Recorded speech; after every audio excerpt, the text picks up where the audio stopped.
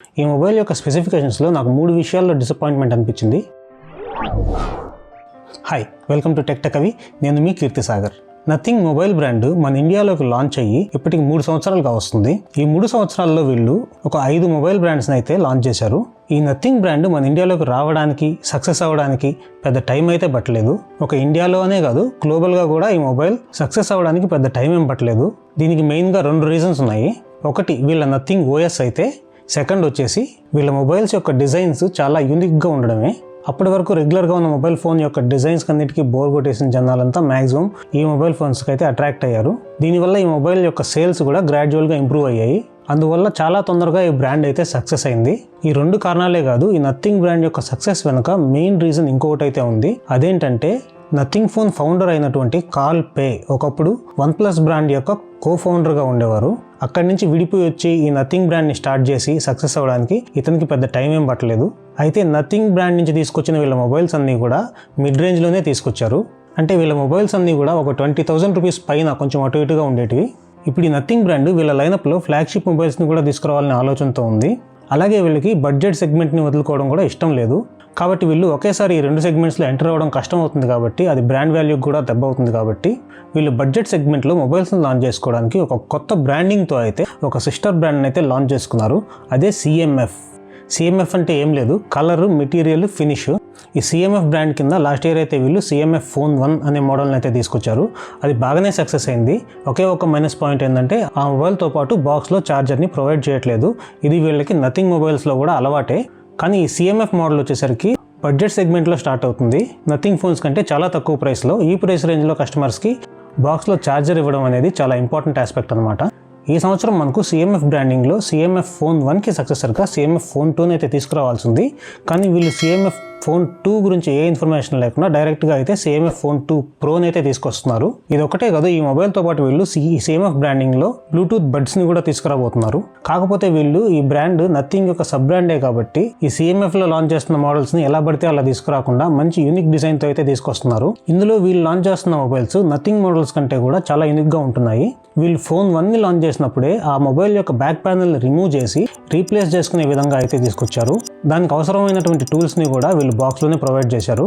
అలాగే ఈసారి వీళ్ళు తీసుకురాబోయే నథింగ్ ఫోన్ 2 ప్రో కూడా అలాగే ఉండబోతుంది. కాకపోతే ఈసారి ఈ మోడల్లో బ్యాక్ ప్యానెల్ వచ్చేసి డ్యూయల్ టోన్లో ఉండబోతుంది. అలాగే వీళ్ళు చెప్తుంది ఏంటంటే ఈ మొబైల్ యొక్క బ్యాక్ ప్యానెల్ రీప్లేస్ చేసుకోవడం ఒకటే కాకుండా దీనికి మ్యాక్రో కెమెరా కూడా అటాచ్ చేసుకోవచ్చు అని చెప్తున్నారు. అదే కనుక నిజమైతే ఇది ఒక మంచి ముందడుగని చెప్పుకోవచ్చు.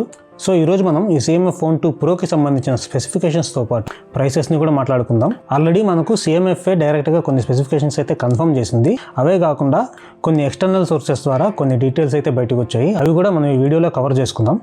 సో ఈ డీటెయిల్స్ అన్నీ కూడా మీకు చాలా వివరంగా ఎక్స్ప్లెయిన్ చేస్తాను.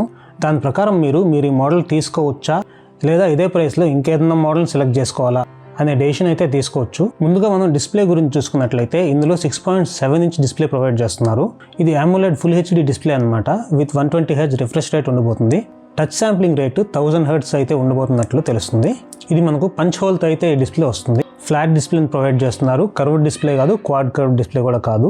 ఈ మొబైల్లో బెజల్స్ కూడా యూనిఫామ్ బెజల్స్ అయితే ప్రొవైడ్ చేస్తున్నారు. అలాగే వీళ్ళు తీసుకొచ్చే ఈ ప్రైస్ సెగ్మెంట్లో ఈ మొబైల్ యొక్క బ్రైట్నెస్ అనేది మిగతా మొబైల్స్ అన్నిటికంటే కూడా పీక్ బ్రైట్నెస్ చాలా ఎక్కువ ఉంటుందని అయితే వీళ్ళు క్లెయిమ్ చేస్తున్నారు. నా ఎక్స్పెక్టేషన్ ప్రకారం అయితే ఒక 3000 నుంచి 4500 నిట్స్ వరకు అయితే ఉండొచ్చు అనుకుంటున్నాను. పీక్ బ్రైట్నెస్ మాత్రమే ఇది.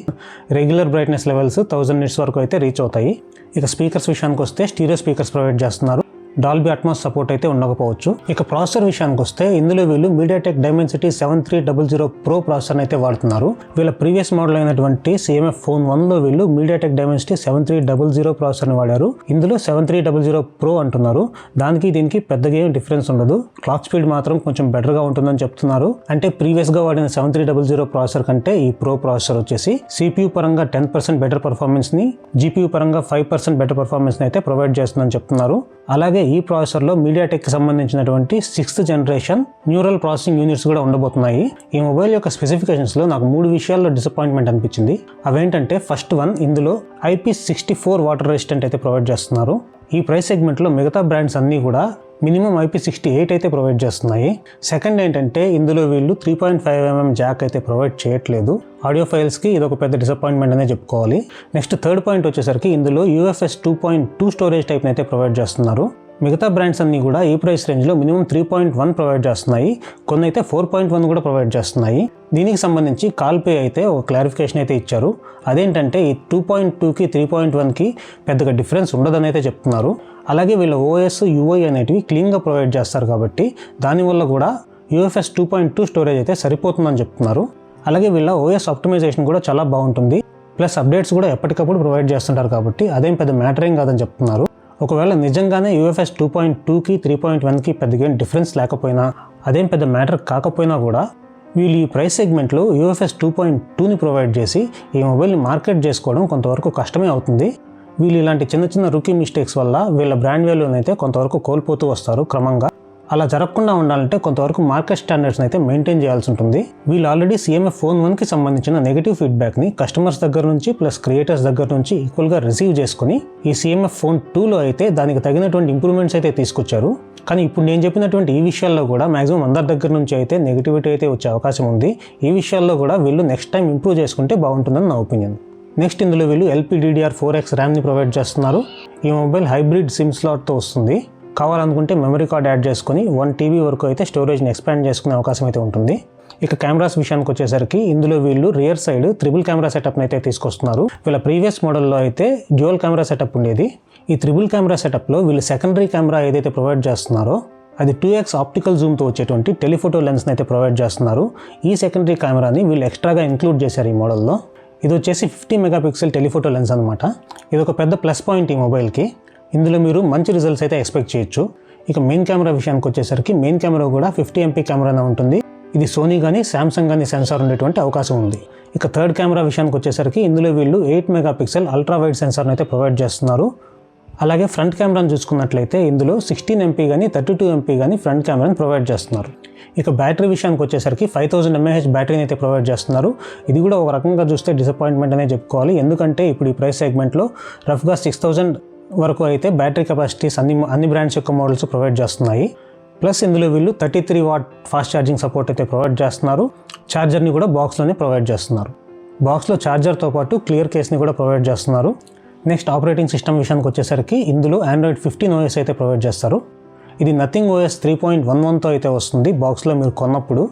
దానిపైన వీళ్ళు 3 years సాఫ్ట్వేర్ అప్డేట్స్ అయితే ప్రొవైడ్ చేస్తారు. నెక్స్ట్ కనెక్టివిటీ విషయానికి వచ్చేసరికి ఇందులో డ్యూయల్ సిమ్ 5G సపోర్ట్ ఉంటుంది, వైఫై కాలింగ్ ఉంటుంది, డ్యూయల్ బ్యాండ్ వైఫై ఉంటుంది, వైఫై 6 సపోర్ట్ ఉంటుంది. ఇక ఈ మొబైల్లోని ఎక్స్ట్రా ఫీచర్స్ గురించి మాట్లాడుకున్నట్లయితే ఇందులో ఎసెన్షియల్ కీ అనేది ప్రొవైడ్ చేస్తున్నారు. ఇది ఒక ఎక్స్ట్రా బటన్ అనమాట మొబైల్ సైడ్. వీళ్ళ నథింగ్ బ్రాండ్లో తీసుకొచ్చిన నథింగ్ ఫోన్ 3A కానీ 3A ప్లస్లో కానీ ఈ ఎసెన్షియల్ కీని అయితే తీసుకొచ్చారు. ఇప్పుడు ఇదే ఫీచర్ని CMF Phone 2 Proలో కూడా తీసుకొస్తున్నారు. అలాగే ఈ డెడికేటెడ్ కీతో ఎసెన్షియల్ స్పేస్ని యాక్సెస్ చేయొచ్చు, ప్లస్ స్మార్ట్ కలెక్షన్ అవైలబుల్లో ఉంటుంది.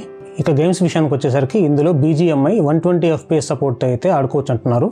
ఇక డిజైన్ పరంగా చూసుకున్నట్లయితే CMF Phone 1 లాగే కొంచెం సిమిలర్గానే ఉంటుంది, కానీ దీన్ని వీళ్ళు డ్యూయల్ టోన్తో తీసుకొస్తున్నారు. అలాగే మనం ఈ మొబైల్ యొక్క బ్యాక్ ప్యానల్కి కొన్ని యాక్సెసరీస్ని అయితే అటాచ్ చేసుకోవచ్చు. ఆ యాక్సెసరీస్ని కూడా వీళ్ళే తీసుకొస్తున్నారు, సపరేట్గా అయితే పర్చేస్ చేసుకోవాల్సి ఉంటుంది.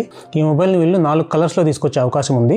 2 కలర్స్ని అయితే ఆల్రెడీ టీజ్ చేస్తున్నారు. ఫస్ట్ వన్ వచ్చేసి వైట్, సెకండ్ వచ్చేసి ఆరెంజ్. దీని లాంచ్ డేట్ April 28, 2025. యూనిక్గా ఫ్లిప్కార్ట్లో అవైలబుల్లో ఉంటుంది. ఇక ఫైనల్గా ప్రైస్ విషయానికి వచ్చేసరికి ఇందులో 8GB 128GB వేరియంట్ వచ్చేసి 18,999కి అయితే లాంచ్ అయిపోతున్నారు. అంటే దాదాపుగా 19,000 అనమాట. ఇందులోనే 8GB 256GB వేరియంట్ వచ్చేసి 20,999 రూపాయలకు లాంచ్ చేస్తున్నారు. అంటే రఫ్గా 21,000 అనమాట. ప్లస్ ఈ 2 వేరియంట్స్కి మనకు రఫ్గా ఒక 1000 నుంచి 2000 రూపీస్ వరకు అయితే కార్డ్ ఆఫర్స్ అయితే ప్రొవైడ్ చేసే ఛాన్స్ ఉంది. అంటే ఇవే మోడల్స్ మనకు 17,000కి 19,000కి అయితే మార్కెట్లో అవైలబుల్గా ఉండే ఛాన్స్ ఉంది.